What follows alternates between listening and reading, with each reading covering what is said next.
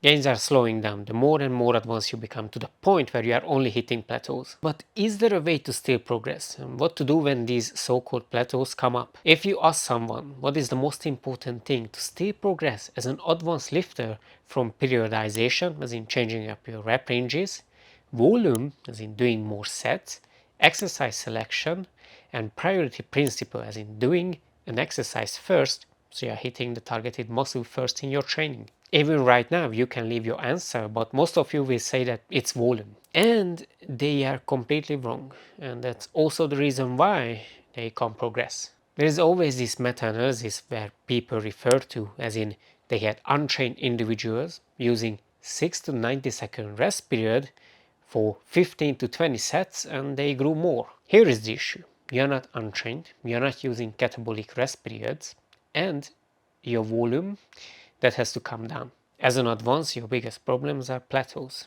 You need to find a way where you can recruit motor units without fatigue. But fatigue is your main concern because it can limit your access to these motor units from being stimulated. With more volume, there will be muscle damage, and that's already going to be a problem in your upcoming trainings and even in the current one. Not to mention, there's going to be an upper limit where you are getting diminishing return, and in most cases, when you hit that limit, you are going to get negative gains, as in you are going to regress. And it seems like for advanced lifters that's 4 to 5 sets. Yes, it's 4 to 5 sets per muscle group per training. So if you try to do more and more sets and you see no progress, there's a chance that you just regressed, and that is really common, or just didn't gain anything.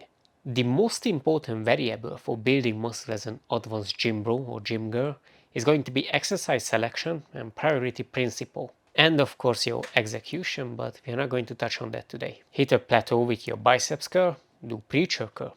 Hit a plateau with your leg press, do pendulum squats. They train seemingly the same muscle, and they do. You can get slightly different region-specific hypertrophy just by changing up your exercises. And this is not the same as program hopping. You're just swapping out exercises that stop progressing, and you slam in newer ones for 6 to 12 weeks and trying to progress them to the max. Periodization is not important at all. Maybe it is better to use heavier load to limit junk volume and fatigue as you become more advanced. You know, all rep ranges build the same amount of muscle, but not all rep ranges come with the same pros and cons. And as of right now, and it will probably stay forever, it seems like higher rep ranges have no benefits at all, and they have way more cons. Priority principle gets the least amount of love.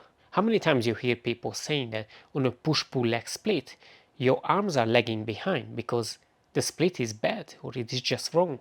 When you can just put all of your arm exercises to the front, let them be the muscle that's freshly being trained, and there is no fatigue present that's limiting you from gaining muscle. This principle becomes even more important the more advanced you become, yet it is not mentioned or even thought about.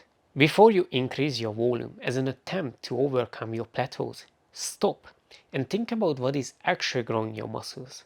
Mechanical tension. And that only happens when the bar split slows down and your effort increases. And that is the foundation. After that comes your exercise selection, priority principle, execution, and then you can play around with volume.